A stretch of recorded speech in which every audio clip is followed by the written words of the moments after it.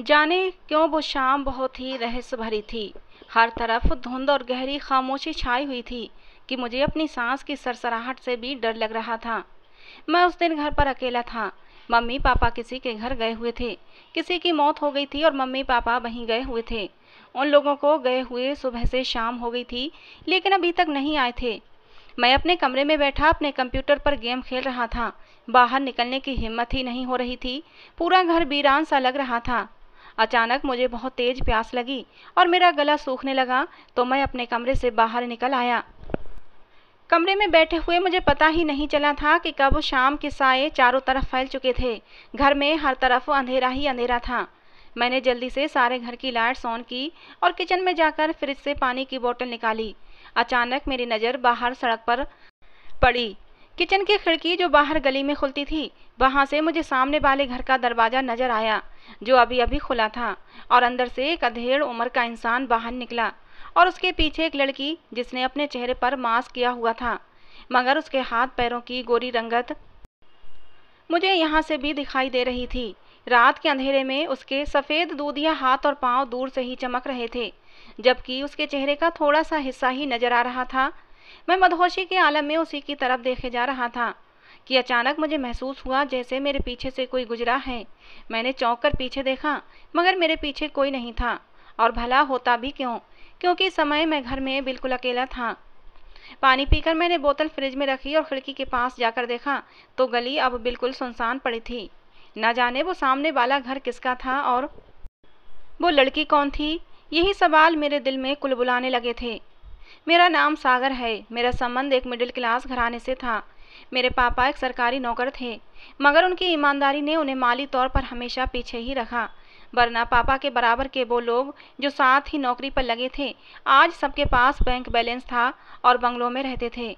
पापा ने हमेशा ईमानदारी को अहमियत दी और गरीबी में ज़िंदगी गुजारी। मैं अपने मम्मी पापा की इकलौती औलाद होने के बावजूद बिगड़ा हुआ शहजादा नहीं था, बल्कि पापा और मम्मी ने मेरी परवरिश बहुत ही सख्ती से की थी, ताकि मैं भी उनकी तरह हमेशा ईमानदारी की ज़िंदगी जीऊँ और बुरे कामों से दूर रहूँ। मुझे अपने पापा की इस सख्त परवरिश और ईमानदारी से कोई शिकवा शिकायत नहीं थी, बल्कि मेरे पापा तो मेरे आइडियल थे। मैं खुद उनकी तरह बनना चाहता था, जिनको देखकर बड़े छोटे सब उनकी इज्जत करते थे। मेरी माँ भी पापा जैसी बहुत ही शरीफ औरत थीं। पापा ने अपनी नौकरी में किसी तरह का कोई समझौता नहीं किया था। उसी तरह मेरी माँ भी घरदारी और लेन देन के मामले में बहुत ही निपुण थीं। पापा की नौकरी ऐसी थी कि हर 3-4 साल बाद पापा का ट्रांसफ़र अलग अलग शहरों में होता रहता था। इसीलिए मम्मी पापा ने मेरे फ्यूचर का सोचकर ये फैसला किया था कि वो मुझे अपने साथ कभी कहीं तो कभी कहीं लेकर नहीं जाएंगे, क्योंकि इस तरह मेरी पढ़ाई का नुकसान होता।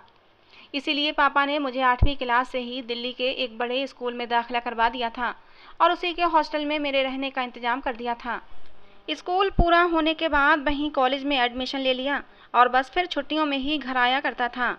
और इस बार पापा का ट्रांसफ़र नैनीताल के एक इलाके में हुआ था और मम्मी पापा को वहां शिफ्ट हुए 3 महीने ही गुजरे थे जब मैं 2 महीने की छुट्टियों के लिए घर चला आया। मुझे घर आए चौथा ही दिन था कि पापा के दूर के कजिन की डेथ हो गई थी, तो मम्मी पापा को वहां जाना पड़ा क्योंकि वो दूसरे शहर में थे। इसलिए पूरा दिन गुजर गया था और मम्मी पापा अभी तक लौट कर नहीं आए थे। जब से मैं आया था पहले 3 दिन तक तो मेरी नींद ही पूरी नहीं हुई थी।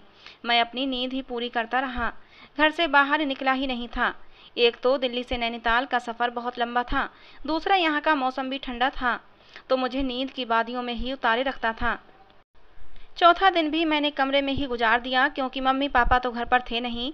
और जब शाम के समय मैं कमरे से बाहर निकला तो किचन की खिड़की से ज़मीन पर चांद की झलक ने मुझे किसी और ही जहान में भेज दिया था, जहां मैं और बस मेरे खूबसूरत ख्यालात थे।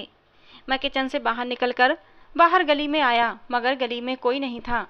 जिस इलाके में हम रहते थे वहाँ बहुत कम मकान थे, जिसमें से किसी किसी मकान के सामने ही लाइट जल रही थी, वरना ज़्यादातर अंधेरा ही फैला हुआ था। सर्दी का मौसम होने की वजह से ऐसा लग रहा था जैसे रात कितनी गहरी हो चुकी है। मैं वापस से घर के अंदर आ गया। कुछ देर बाद मम्मी पापा भी वापस आ गए और हमने मिलकर खाना खाया। उसके बाद मैं छत पर टहलने चला गया। हॉस्टल में रहने की वजह से मुझे वॉक की आदत पड़ चुकी थी। मैं रोज रात को जरूर वॉक पर निकलता था और यहाँ आने के बाद घर की बड़ी छत पर ही मेरी बहुत अच्छी वॉक हो जाया करती थी। मैं जिस समय छत पर गया उस समय 10 से 11 का समय था, मगर ऐसा लग रहा था जैसे रात के 2 या 3 बज चुके हैं, क्योंकि हर तरफ सन्नाटा था। किसी के घर की छत या बालकनी की लाइट नहीं जल रही थी, सिर्फ सामने वाली छत पर ही लाइट ऑन थी।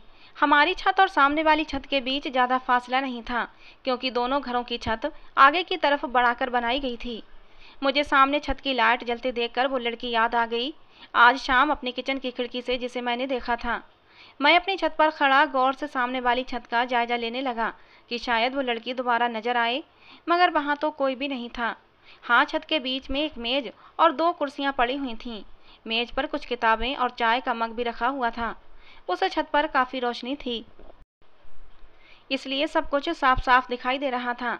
मैं कुछ देर तक उस छत की तरफ देखता रहा, मगर अभी तक कोई नजर नहीं आया था, और फिर मैंने अपना ध्यान वॉक पर लगा दिया। मैंने 4-5 चक्कर पूरी छत के लगाए थे कि तभी अचानक मुझे वो लड़की वहां कुर्सी पर बैठी नजर आई। उसकी रंगत उस समय भी चमक रही थी, दुपट्टा गले में झूल रहा था और बालों को क्लेचर से कैद कर रखा था। वो मेज पर रखी एक किताब पढ़ रही थी। मैं उसे देख रहा था। वो मुझसे बेखबर थी और अपनी किताब में खोई हुई थी। मैं उसे देखते देखते छत की दीवार के पास आ गया और उस समय मेरे दिल में इच्छा पैदा हुई कि काश वो मेरी तरफ देखे। मैं हैरत से दंग रह गया जब उसने अचानक ही उसी समय मेरी तरफ देखा, जब मेरे दिल में ये इच्छा जगी थी कि वो मेरी तरफ देखे। उसकी बड़ी बड़ी खूबसूरत आंखें साफ दिखाई दे रही थीं। ऐसा लग रहा था जैसे वो अपनी छत पर मुझसे दूर नहीं बल्कि मेरे बहुत पास बैठी है। उसका चेहरा साफ नजर आ रहा था। उसकी नजरें जैसे ही मुझ पर पड़ीं, मेरी नजरें एकदम झुक गईं और मैं हड़बड़ाकर इधर उधर देखने लगा तो वो खिलखिलाकर हंस पड़ी थी। उसकी हंसी की झनकार मेरे कानों तक पहुंच गई थी। मुझे लगा जैसे पूरा इलाका ही उसकी हंसी की आवाज़ से गूंज रहा हो। मैं तो उसकी सूरत पर ही मर मिटा था, मगर उसकी खूबसूरत हंसी ने भी मुझे अपना दीवाना बना लिया। मैं उसे एकटक देखता रहा तो वो उठी और अपनी किताबें समेटकर चाय का मग उठाकर सीढ़ियों की तरफ चली गई, और उसके नीचे जाते ही छत की लाइट बंद हो गई, जिसकी वजह से गहरा अंधेरा छा गया था। मैं ऐसे अंधेरे में रहने का आदी नहीं था, इसलिए एकदम से घबरा गया और जल्दी ही सीढ़ियां उतरता हुआ नीचे चला गया। मगर एक बहुत अजीब बात हुई कि सीढ़ियां उतरते हुए मुझे ऐसा लगा जैसे पीछे से मुझे किसी ने आवाज़ दी हो। मैंने इसे अपना वहम समझा और ध्यान नहीं दिया और अपने कमरे में जाकर बिस्तर पर लेट गया। मगर उस खूबसूरत लड़की का चेहरा बार बार अपनी आंखों के सामने दिखाई दे रहा था और उसकी खूबसूरत हंसी मेरे कानों में अब भी गूंज रही थी। मैं उसी को सोचते सोचते सो गया। अगली सुबह जैसे ही आँख खुली तो मुझे उसी का ख्याल आया। मैंने मुँह हाथ धोया, नाश्ता किया और उसके बाद घर से बाहर चला गया। दरअसल मैं चाहता था कि वो लड़की घर से बाहर निकले और मेरा और उसका आमना सामना हो जाए, मगर काफ़ी देर तक घर के बाहर खड़ा रहने के बावजूद मेरे सामने वाले घर से कोई आता जाता दिखाई नहीं दिया। बहुत देर के इंतजार के बाद मैं वापस चला गया और अपनी माँ से बैठकर बातें करने लगा। शाम को जब पापा वापस आए तो उनसे खूब ढेर सारी बातें करता रहा और खाने के बाद वॉक करने के लिए फिर से छत पर चला गया। माँ ने मुझे छत पर जाने से पहले एक बात कही थी कि ध्यान से ऊपर वॉक करना और जल्दी ही नीचे आ जाना। बल्कि मैं तो कहती हूँ कि ज़रूरत क्या है ऊपर वॉक करने की, इधर से उधर 2-4 चक्कर लगा लो। मुझे उनका ये कहना अजीब लगा था, मगर मैंने ज़्यादा ध्यान नहीं दिया। मैंने कहा, मम्मी यहाँ नीचे वॉक कैसे हो सकती है, बिना वॉक किए तो मुझे नींद ही नहीं आएगी। मम्मी ने कहा, चलो ठीक है, फिर जल्दी ही नीचे आ जाना, और मैं हाँ में सिर हिलाता हुआ ऊपर चला गया। आज भी सामने वाली छत पर कल जैसा ही दृश्य था। लाइट जल रही थी, मेज पर किताबें और चाय का मग पड़ा हुआ था, मगर अब भी वो वहाँ पर नहीं थी। मैं वॉक करने लगा तो कुछ देर बाद वो कुर्सी पर बैठी नजर आई, और फिर बिल्कुल कल की तरह हुआ।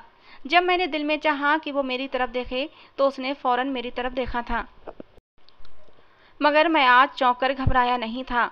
वो मेरी तरफ देखकर मुस्कुराई थी और मेरी तरफ दीवार के पास आ गई। मैं एकदम से सीधा खड़ा हो गया। उसने दीवार के पास आकर दोनों बाजू दीवार पर टिका दी और कहने लगी, सागर जी कैसे हैं आप। उसके मुंह से अपना नाम सुनकर मैं बहुत ज़्यादा हैरान हो गया। मैं उससे पूछने ही वाला था कि आपको मेरा नाम कैसे पता चला, मगर मेरे पूछने से पहले ही वो बोल पड़ी कि मुझे आपका नाम आपकी माँ से ही पता चला है। ये सुनकर मुझे तसल्ली हुई। उसने अपना नाम कोमल बताया, और थी भी तो वो कोमल कोमल सी। उसकी न सिर्फ वो शक्ल सूरत अच्छी थी बल्कि उसकी आवाज़ भी बड़ी ही मीठी और प्यारी थी। उसने स्कूल से 10वीं क्लास तक की पढ़ाई की थी और अब आगे की पढ़ाई के लिए प्राइवेट इम्तिहान की तैयारी कर रही थी। इसीलिए वो मुझे कॉलेज आते जाते घर से निकलती दिखाई नहीं देती थी। उस रात उससे थोड़ी सी बात हुई थी, क्योंकि जब वो मुझसे बातें कर रही थी तो उसे नीचे से किसी ने आवाज़ दी थी और वो भागती हुई जल्दी से नीचे चली गई थी। और उसके जाते ही फिर से छत पर घुप अंधेरा हो गया था। ये अंधेरा न जाने क्यों इतना खौफनाक होता था कि मैं उस अंधेरे से डर जाता था और फटाफट नीचे चला जाता था। मम्मी पापा जल्दी सोने के आदी थे। मैं जब वॉक करके नीचे जाता था तो वो सो चुके होते थे। और अगले दिन भी मैं माँ से सामने वाले घर के बारे में पूछना भूल गया था। अब मुझे फिर से रात का इंतजार था कि कब रात हो और कब मैं ऊपर जाऊं और कब कोमल से मिल सकूं। इसमें कोई झूठ नहीं था कि मैं कोमल से दिलो जान से मोहब्बत कर बैठा था। अब उसे देखे बिना मुझे चैन ही नहीं मिलता था। खाने के बाद मैं ऊपर गया तो आज छत पर मेज कुर्सी तो मौजूद थी, मगर किताबें और चाय का मग नहीं था। मगर छत की लाइट जल रही थी। मैं कुछ देर इंतजार करता रहा और फिर वॉक करने लगा। मगर वॉक करते हुए मुझे आधा घंटा गुजर चुका था, मगर कोमल छत पर नहीं आई थी। मैंने अपनी रिस्ट वॉच पर नज़र डाली तो 12 बजने में 2-3 मिनट ही बाकी थे। मैं मायूस हो गया कि अब तो बहुत रात हो चुकी है, शायद वो सो गई होगी, क्योंकि यहाँ के लोग जल्दी सोने के आदी थे। मैं नीचे जाने लगा, लेकिन जैसे ही पहली सीढ़ी पर कदम रखा तो पीछे से मुझे किसी ने आवाज़ दी।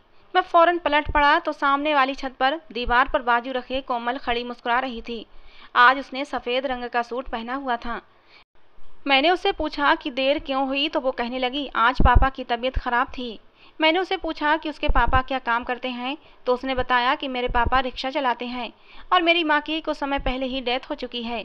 घर में उसके और उसके पापा के अलावा कोई नहीं रहता। जब वो 10वीं क्लास में थी तब उसकी माँ बहुत ज़्यादा बीमार हो गई थी, इसलिए कोमल ने कॉलेज में एडमिशन नहीं लिया था और फिर उसकी माँ की डेथ हो गई। फिर उसके बाद कोमल का जी नहीं चाहा कॉलेज जाने को, तो उसने प्राइवेट ही एडमिशन ले लिया और घर पर ही रहकर पढ़ाई करने लगी। वो सारा दिन घर के कामकाज में गुजारती और रात को पढ़ने के लिए छत पर आ जाती। बस यही उसकी ज़िंदगी का रूटीन था। उस रात मैं काफ़ी देर तक कोमल से बातें करता रहा, मगर मैंने नोट किया कि बातों बातों के बीच में बार बार कोमल चेहरा नीचे करके कुछ देख रही थी। मुझसे रहा नहीं गया तो मैंने उससे पूछ ही लिया। उसने जवाब दिया कि मेरे पैरों में दर्द है, इसीलिए मैं बार बार नीचे देख रही हूँ। मुझसे खड़ा नहीं हुआ जा रहा है, इसीलिए मैं बार बार अपने पैरों की तरफ देख रही हूँ। मैंने उसे नीचे जाकर आराम करने के लिए कहा तो वो चली गई। मैंने टाइम देखा, रात के 2 बज रहे थे, यानी मैं इतनी देर तक खड़ा कोमल से बातें करता रहा। मैं हैरान रह गया था कि मैं इतनी देर तक खड़ा कोमल से बातें करता रहा और समय का पता ही नहीं चला। मैं नीचे कमरे में आकर लेट गया। अब रोज रात को उससे मुलाकात और बातें होने लगी थीं। मैं बहुत खुश था, क्योंकि वो भी अब मुझसे प्यार करने लगी थी और जिस तरह मैं उससे मिलने के लिए बेकरार रहता था, वो भी मुझसे मिलने के लिए बेचैन रहती थी। लगभग 2 हफ्ते हो गए थे। कोमल ने मुझे मना कर दिया था कि तुम अपनी माँ से इस बात का जिक्र मत करना, वरना उनको अच्छा नहीं लगेगा। मैंने इसी वजह से अपनी माँ से बात नहीं की थी। मगर एक रात ऐसा हुआ कि कोमल छत पर नहीं आई। मैं बहुत देर तक उसका इंतजार करता रहा, मगर वो नहीं आई तो मैं बेचैन हो गया। अगली सुबह होते ही मैं घर से बाहर निकला और जाकर देखा तो कोमल के घर पर ताला लगा हुआ था और वो ताला भी काफ़ी पुराना लग रहा था। मैं वापस आया और अपनी माँ से पूछा कि सामने वाले घर के लोग कहाँ गए हैं, तो माँ ने एकदम हैरान होकर मेरी तरफ देखा और कहने लगी, कौन सामने वाले? मैंने माँ से कहा कि सामने वाले रिक्शे वाले अंकल और उनकी बेटी रहते हैं ना, और आप तो उनकी बेटी कोमल को जानती हैं, वो आपसे मिल चुकी है ना। मेरी बात सुनकर मेरी माँ हैरान और सख्त परेशान नजर आ रही थीं और फिर उन्होंने अपना माथा पीट लिया और कुर्सी पर बैठ गईं। कहने लगी, सागर ये तुम क्या कर रहे हो बेटा? सामने वाला घर तो 30 साल से बंद पड़ा है। और मुझे ये बात बराबर वाली आंटी ने बताई थी और उन्होंने ये भी बताया था कि इस घर में एक बहुत लंबे समय से एक आत्मा का बसेरा है। इसी वजह से वो घर बिकता ही नहीं है और ना ही किराए पर चढ़ता है। मैं अपनी माँ का मुंह देख रहा था। मैंने अपनी माँ से कहा कि माँ ऐसा कैसे हो सकता है, क्योंकि मैं तो रोज रात को। आगे की बात कहते कहते मैं रुक गया। मेरी माँ पूछने लगी, क्या कहना चाहते हो? तो मैंने ना में सिर हिला दिया, कहा कुछ नहीं, और ये कहकर अपने कमरे में चला गया। मुझे विश्वास नहीं आ रहा था कि जो कुछ मेरी माँ ने बताया क्या वो सच है। इसीलिए जब मम्मी पापा रात को सोए तो मैं छत पर चला आया। आज छत पर लाइट नहीं जल रही थी, लेकिन फिर भी बेचैनी से मैं छत पर टहलता रहा। बहुत अंधेरा था, इसलिए मुझे कुछ ठीक से दिखाई नहीं दे रहा था, मगर मुझे महसूस हुआ कि जैसे सामने वाले घर में कोई ना कोई मौजूद है जो अभी अभी छत पर आया है। मैंने आवाज़ भी दी, मगर मुझे कोई जवाब नहीं मिला। बहुत देर तक इंतजार करता रहा कि जो अभी अभी छत पर आया है वो शायद लाइट जलाए लेकिन उसने लाइट नहीं जलाई। बहुत देर के इंतजार के बाद मैं नीचे उतर आया और अपने कमरे में आ गया। काफ़ी देर तक मैं अपने बिस्तर पर लेटा रहा, लेकिन मुझे चैन नहीं आ रहा था। तो फिर मैंने अपनी टॉर्च ली और बाहर गली में निकल गया। रात के 3 बज रहे थे और मुझे ये देखकर अजीब सी हैरत हुई कि अब घर के दरवाजे पर ताला नहीं था। मैंने हाथ से दरवाज़ा खोला तो दरवाज़ा फ़ौरन अंदर की तरफ खुल गया। मैं धीरे धीरे अंदर की तरफ बढ़ता जा रहा था, क्योंकि आंगन और बरामदे में बिल्कुल अंधेरा था। इस आंगन में काफ़ी ऊंचे ऊंचे पेड़ थे, जिनके पत्ते टूट टूट कर पूरे आंगन में बिखरे हुए थे। ये घर काफ़ी बड़ा था। बरामदे में जब मैं पहुंचा तो बिल्कुल सामने की तरफ एक दरवाजे से रोशनी आ रही थी। मैं दरवाजे के करीब पहुंच गया। थोड़ा सा दरवाज़ा खुला हुआ था। मैं पूरा खोलकर अंदर दाखिल हुआ तो हैरान रह गया। पूरा कमरा बहुत ही खूबसूरती से सजा हुआ था। कमरे के बीचों बीच एक बड़ा सा मेज था जिस पर केक पड़ा हुआ था और कुछ गिफ्ट रखे हुए थे। पूरे कमरे में धीमी धीमी खुशबू आ रही थी और कमरे के अंदर एक और दरवाज़ा था। मैं कुछ देर तक खड़ा पूरे कमरे का जायजा लेता रहा। फिर मुझे महसूस हुआ कि जैसे कमरे का दरवाज़ा बंद हुआ है। मैं जल्दी से अंदरूनी कमरे में घुस गया और वहाँ से बाहर निकलने वाले दरवाजे से बाहर निकलने की कोशिश करने लगा कि तभी कमरे में 2 लोग दाखिल हुए। उनमें से एक को तो मैं किसी भी रूप में पहचान सकता था, क्योंकि वो कोमल ही थी। मगर वो दूसरी औरत कौन थी मैं नहीं जानता था। वो दोनों पत्थर बनी खड़ी थीं और मुझे ही देख रही थीं, जैसे उनकी बहुत बड़ी चोरी पकड़ी गई हो। फिर एकदम से उस अधेड़ उम्र की औरत को जैसे कुछ होश आया तो वो मुझसे पूछने लगी कि तुम कौन हो और यहाँ क्या कर रहे हो। मैं इससे पहले कि कुछ बोलता कोमल मुझसे पहले ही बोल पड़ी। वो कहने लगी, मम्मी ये सागर जी हैं और हमारे सामने वाले घर में रहते हैं। मैं हैरान हो गया, क्योंकि कोमल ने तो बताया था कि उसकी माँ की डेथ हो चुकी है और वो अपने पापा के साथ यहाँ रहती है। मगर वो तो पास खड़ी औरत को मम्मी कह रही थी। मैं ना समझी की हालत में उन दोनों औरतों को देख रहा था। मैंने कोमल की तरफ देखा। कोमल की मम्मी ने थोड़ा सा आगे बढ़कर मेरे सामने हाथ जोड़ दिए और कहने लगी कि बेटा, तुम्हें भगवान की सौगंध, किसी को मत बताना जो कुछ तुमने यहाँ देखा है। मैं हैरत में पड़ गया था, मगर कोमल की माँ के जुड़े हुए हाथ देखकर मेरा दिल पसीज गया। मैंने फौरन कहा कि आप परेशान मत हों, मैं किसी से कुछ नहीं कहूँगा। मगर ये सब क्या है? आखिर लोगों से कहना क्या नहीं है? मुझे कुछ भी समझ नहीं आ रहा था कि आखिर कोमल की माँ कहना क्या चाहती हैं। और फिर सुबह मम्मी ने भी बताया था कि ये घर पिछले 30 सालों से खाली पड़ा है और यहाँ एक आत्मा का वास है। और फिर कोमल तो बिल्कुल वैसी ही नजर आ रही थी जैसे 2 हफ्तों से रोज मुझे मिल रही थी, मगर उसकी माँ की बाल बिखरे हुए थे और कपड़े भी अजीब से पहन रखे थे। देखने से मालूम होता था जैसे वो कोई मांगने वाली औरत है। इसीलिए मैं हैरान और परेशान खड़ा था। कोमल ने मुझसे कहा कि आप बैठ जाएं, हम आपको सब कुछ बताते हैं। मैं वहीं पड़े सोफे पर बैठ गया। कोमल की माँ मेरे बराबर सोफे पर ही बैठ गई, जबकि कोमल सामने वाली कुर्सी पर बैठ गई थी। कोमल की माँ ने बोलना शुरू किया। उन्होंने कहा कि बेटा, मेरा संबंध एक ऐसे ख़ानदान से है जहाँ विधवा औरत के साथ अच्छा व्यवहार नहीं किया जाता, और अगर उसके साथ बेटी हो तो फिर तो जान ही अजाब में फंस जाती है। मैं जब विधवा हुई उस समय कोमल छोटी सी थी और अब ये 22 साल की हो चुकी है। मगर आज से 30 साल पहले जब मेरे पति ने ये घर खरीदा था तो ये मशहूर था कि यहाँ भूतों का साया है जो किसी भी इंसान को घर में रहने नहीं देते। मेरे पति ने इन बातों को नहीं माना था, इसीलिए उन्होंने ये घर खरीद लिया।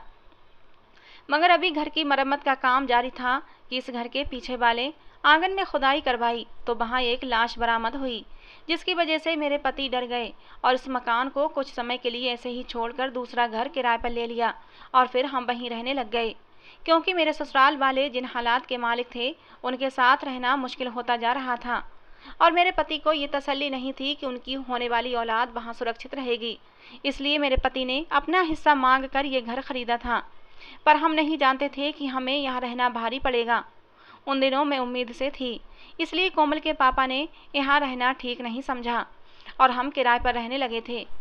मगर मेरे एक के बाद एक 3 बच्चे पैदा होते गए और तीनों ही मरते चले गए। 5 सालों में मेरे यहाँ 3 बच्चों की पैदाइश हुई थी। हम किराए के घर में ही रह रहे थे। हम अपने मरने वाले बच्चों की वजह से बहुत ज़्यादा दुखी थे। हमने पलटकर इस घर की कभी खबर भी नहीं ली थी, ये सालों से बंद पड़ा था। और फिर जब शादी के 8 साल बाद कोमल पैदा हुई तो सारे ख़ानदान वालों ने बातें बनाई, क्योंकि मेरे ख़ानदान में लड़कियों को ज़्यादा पसंद नहीं किया जाता था। पर कोमल के पापा ने किसी की नहीं सुनी। जब कोमल 11 साल की हुई तो एक एक्सीडेंट में कोमल के पापा की डेथ हो गई और तब से मेरे ससुराल वाले मेरे पीछे पड़ गए। हालांकि उनमें से कोई भी कोमल और मेरी जिम्मेदारी उठाने के लिए तैयार नहीं था। उल्टा वो लोग कोमल की शादी ऐसी जगह करना चाहते थे जहां उनको ठीक ठाक पैसा मिलता। इसके अलावा मेरे ससुराल वालों की नज़र इस बंगले पर भी थी, मगर मैं माँ थी, मैं कैसे कोमल की शादी इतनी कम उम्र में किसी बुढ़े से कर देती। मैंने कोमल को लेकर इसी घर में रहने का फैसला कर लिया था और हर तरफ ये बात फैला दी कि यहाँ भूत रहते हैं। और इस बात को सच करने के लिए हफ्ते 10 दिन में यहाँ कुछ ऐसा कर देती थी कि यहाँ पर रहने वाले लोगों को विश्वास हो गया था कि यहाँ किसी भूत का साया है। सब लोग मेरे बनाए झूठ को सच मानना शुरू कर चुके थे। हमारी जिंदगी ऐसे ही गुजर रही थी। मैं दुनिया से अपनी कोमल को छुपाती फिर रही थी, मगर इस बेवकूफ़ ने कुछ दिन पहले ऊपर छत पर तुम्हें देखा और तुमसे मोहब्बत कर बैठी, और आज तुम यहाँ हमारे सामने खड़े हो। कोमल की माँ की बातें मैं ध्यान से सुन रहा था और समझ भी रहा था कि इलाका किस तरह शाम को वीरान हो जाता है और एकदम सन्नाटा छा जाता है। इसलिए ये माँ बेटी इतने सालों से भूत वाली बात का भरम रचाए बैठे रहे। मगर मैंने उनसे पूछा कि उनकी गुजर बसर कैसे होती है, तो मुझे ये जानकर बहुत दुख हुआ कि कोमल की माँ लोगों के घरों में काम करती है और अब कोमल की शादी कर देना चाहती हैं। मैंने कोमल से खूबसूरत वादा किया और अपने घर चला गया। मैंने उसी समय अपनी माँ को पूरी कहानी सुना दी। मेरी माँ भी बहुत हैरान थीं और अफसोस भी कर रही थीं कि कैसे अपनों की बदौलत ही कोमल और उसकी माँ ने इतनी मुश्किल भरी जिंदगी गुजारी। आज कोमल से मेरी शादी को 2 साल गुजर चुके हैं।